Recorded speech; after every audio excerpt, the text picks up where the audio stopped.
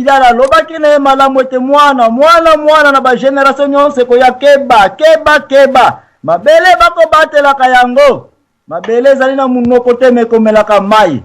ninga ngweza na mabele o eleki valeur ke mabele toko yeba me awa ye komona ete mokonzi oya Akabe na mokili ya Samaria alulaki mabele ya batu ya nani ya papa Naboti na bosembo nyonso akendaki pana ya yebisaki ye oh Naboti pardon papa tala ndako na ngai awa na Jezreel ekangani peka na lupangu na yo te jardin na yo pesa ngai jardin na yo oyo ngai na etendre cour na ngai Porsche na ngai place oyo na koyiko zulaka mupepe na ngai na ndako na ngai na palace na ngai papa Naboti alobaki ne mokonzi Akabe je te comprends bien mais en tout cas je regrette parce que oyo ezali héritage familial na koki ko pesa yo yango te ya biso ba mfumu ntoto tokundamaka awa tolelaka awa to vivaka na biso na bo pauvreté na biso ba bilanga na biso ba fermier awa Akabe alobi no ngana zali mokonzi na lingi yango bo problème ezali te katela ngai mutu ya ngai na somba na ngai papa oya Akabe azalaki mokonzi ya mboka ya Samaria kiye Israel na tango tokoyiko benga yango na place oyo tozali alobaki te pardon tika ngai na somba na bota lobi jamais na kotika la pe kotekela yo yango te na bokati mokuse Akabe a regretaki azongaki na ndako ne aliaki te butu mwasi na yo abengami na kombo ya Jezabele aye ko trouver mobile na ke oh papa mokonzi pona nini mobile na ngo lembi boya di papa mama tika ngai na zana mauvaise nouvelle bilanga oyo tolingi tozwa yango poto etendre jardin na biso to etendre palace na biso papa Naboti alingi te na bondele na boyi mwasa Jezabel oyo influence politique mo influence souligner yango mo conseil souligner yango est-ce que bazalite na population na biso na gouvernement na biso place bakoyaka boy awa tokotia eloko na biso awa ngai tata mokonzi na kokanga balabala oyo na tia flamingo na ngai ba exemple nyonso bandaka kosalaka recollection na vie na yo bisika nyonso koki koyebela nini yango eleka quelque part batu babotola ba mabele babotola ba compagnie babotola ba ferme to bandi koya kolanda masolo nanga pamba te me bandaka ko remplir ba vide ya place oyebela ki injustice moko eleka ki na ta ya première république na ta ya deuxième république na ta ya troisième république na ta ya 20e république otaliko kende sans exception l'impresario tango yaka na ba émission na ye akomonaka Nzambe amonaka Mobutu te amonaka Kabila te amonaka Tshisekedi te amonaka Kamaere te amonaka mutu moko te na mabele oyo okoboma boma na yo okota revolver na mutu ya Zambwana tia na yo beta na yo bisika oyo Jezabel alobi ete mais yoko ozali un roi trop faible. Est-ce que pouvoir à Jérusalem ya Israël nyonso oye précisément à Samaria ezali na maboko na yo Akabe te mais na moni ozali faible na moni ozali mobilité na moni ozana poste te ya commandement te ozana signature te mais oh moi Jezabel je sais ce que je vais faire yo longwa na pembeni na kopesa yo mabele wana Jezabel azaki taya kotuna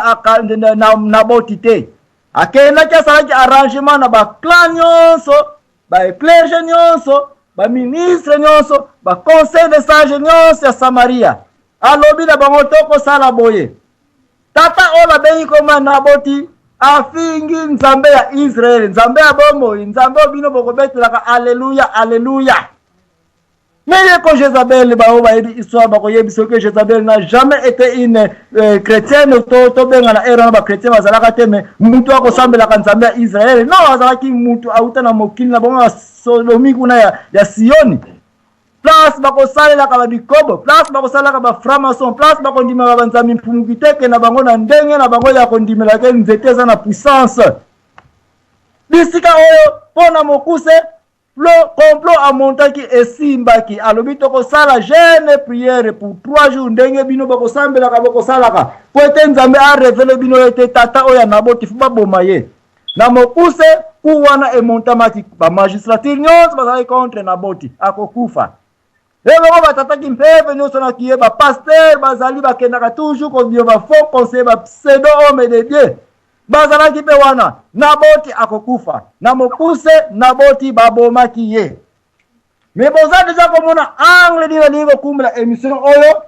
na dingi deja kokotsa bino na page to banda deja kosala ba comparaison. Est-ce que bazali te likolo ya poste politique oyo mutu oyo to monter ku azali ko déranger nzela na biso, azali ko déranger ba projet na biso? Est-ce que boyoka yango te ke to sala ba massacre? Est-ce que boyoka yango te to botela ba compagnie oyo ekoma ya biso? Est-ce que boyoka yango te ke ministre oyo tika alonga na poste wana po biso to za poste yango ba massacre ba empoisonnement bako wela ba poste ezali likolo ya nini ya misala oyo tozali kolobela ya nani ya Naboti ya Jezabel ya batu bako lukaka batu kufa lobi mosika. Mais problème ezali na yango te awa tosili komona ete ndeko Naboti babambie mabanga ndeko Naboti akufi. Tosili komona pe awa na yebisa bino te Akab asepelaki penza te tango ayoka kete Naboti akufi. Tuni pona nini retard. Parce que Jezabel, encore une fois, femme, oh, la manipulation, qu'est-ce qu'elle a fait? Azui sinatiri ya mobile a triché yango. Azui caché royal ya mboka akeina yango. Abeki mukanda akomi yango ke roi mukatindi ngai dalande ta a bloqué mobile na ndako pour 3 jours ayeba makambo ezali koleka na cité te activité ni ezali koleka kuna te. Ye déjà mwasi oyo azwaki ja kiti ya politique aveto déjà yango aniati caché wana kale baka bakoboma ye. De place oyo Naboti akufela kibongo tangu akaba ye koyeba yango retard. Moko eli boso bolingi koyeba awa ete Nzambe a qualifié d'abord Naboti comme un homme faible. Parce que ça incapable de contrôler un propre ndaku na ye. Comment yo mutozali un homme faible? Comment yo mutozali un homme incapable de regarder balance morale na kati ndaku na yo, na kati tribu na yo, na kati parti politique na oza incapable de organiser propre parti na yo administration eza ya kotekumuka pour des années oza incapable d'organiser un petit groupe de gens. Mais olingi kobete ngai mutu nazali mokonzi ya mboka, ngai mutu nalingi kokoma mokonzi ya mboka, ngai mutu nalingi kozala un candidat X Y Z pona kikapita ya wenze ya mboka na biso. Naboti akufaki sanke mokonzi ya mboka ayeba. Combien de cas d'injustice ezali kosalema sanke mokonzi ya mboka ayeba?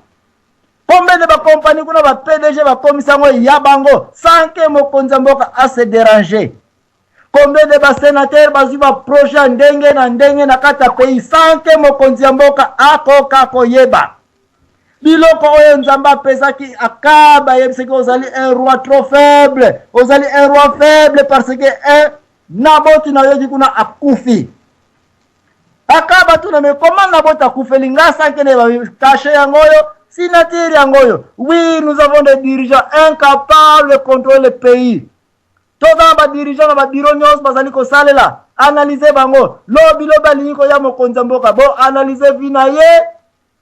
bo analyser ba fonction sa simba jana vina so kaza dimaki responsable na ba responsabilité ali azali na yango alingi ko zonga lisusu. Est-ce que ba responsabilité mutango a qualifié bomi ya batezali? Est-ce que azali na contrôle le ministère de la justice? Est-ce que azali na contrôle ya département ya parlementaire? Muta boye bolingi ko zongisa ye sur base de quelle analyse bosali? Nzambe a analyse ki Akab aye komona te mene tekele ozali faible. Ozali incapable de contrôler katamboka na yo. Ozali incapable de contrôler même propre femme na yo. Oui, bazali analyser bango dans le passé des responsabilités qu'ils ont eu, ils ont détruit. Oh mwana ya Congo, ozali wapi pour ne pas comprendre. Donc pona kuanga, pona kiti, pona yenza komba akoyako bikisa biso tu n'as pas le temps d'analyser le CV, le portfolio de quelqu'un. Oh yo liko voter pour le baït akoma mokonzi ya mboka. Aza seulement la responsabilité dans le passé. Aza la responsabilité dans parti politique na ye. Azana responsabilité na région na misala nyonso sala soki ezali alors matondo eboto ingeta toza kokende. Mais awa ngana yebi na ngake Naboti Nzambe a jugé te ozali incapable de contrôler so ya mboka. Mais awa question kuti ezali nzambe pe ayebi sete Naboti lokola osali boya tindele mosali ya nzambe na kombo ya Elize. Kende yebisa Akab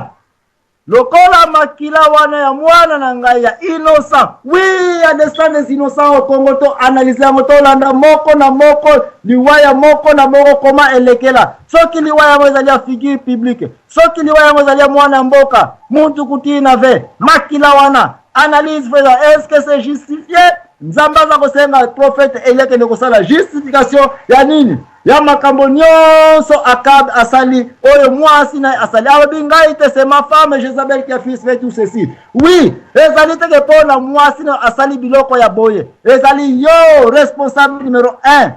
Est-ce que ozali en charge seulement ya pays oyo? Bisika oyo ndeko na ngai.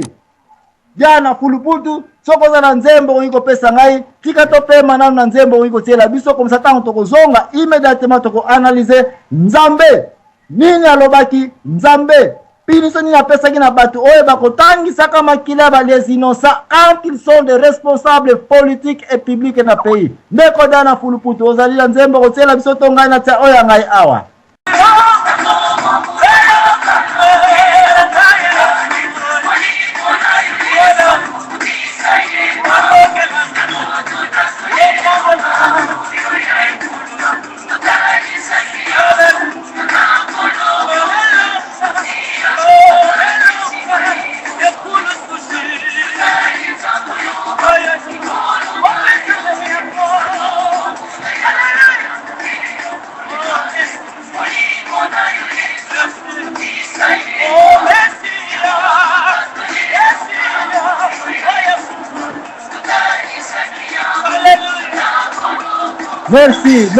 Merci bandeko na ngai.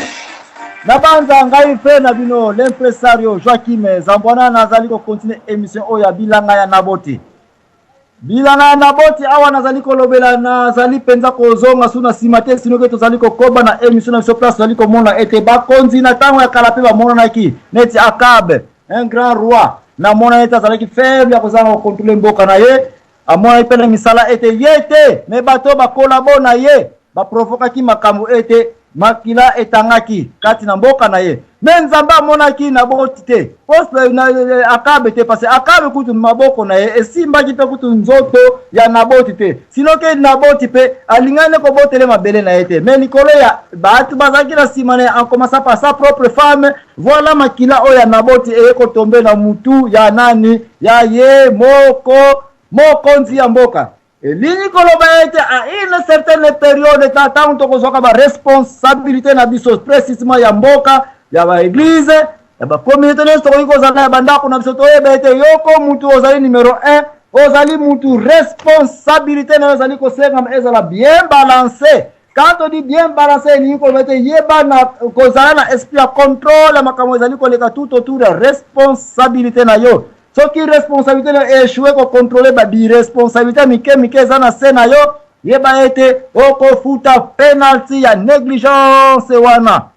négligence oyo za obligé yo mwana Congo analyser ce que ezali ko mona na pekati na makambo oyo ezali ko leka na mboka na yo na tango oyo basili ko pesa yo opportunité ya kozwa décision ya nani ko vanisa na kiti ya moka ko suwa mais ce que ezali vetika ye aboma na ye awone sujet ekoti. Ye moko mutaboma kiboma biso te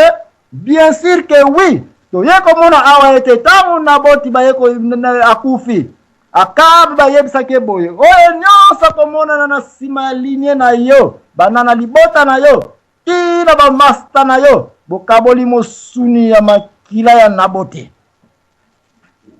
ngonga na ngota ko kaki Naboti Akab yoki ba leli abi non nzambe limbisanga parce que Akab après quoi tanga Bible bien azalaki pe na moralité ya bien azalaki pe ko sambela mais azalaki incapable de contrôler administration na ye na femme na ye okoya ko mona ete a pasoli bilamba na ye loko liboso po assimiler devant Nzambe asengi pardon ngaite pardon papa limbisanga Nzamba libolo kola osimile osengi pardon mabe moko eza nango te na yoki yo kasi na bosani te makila Naboti moza la za mibale ko limbisa na ko bosana ya des choses mwana Kongo yeba yango ete o azali abomane kale o abomine kaka mikolo te o tolimbise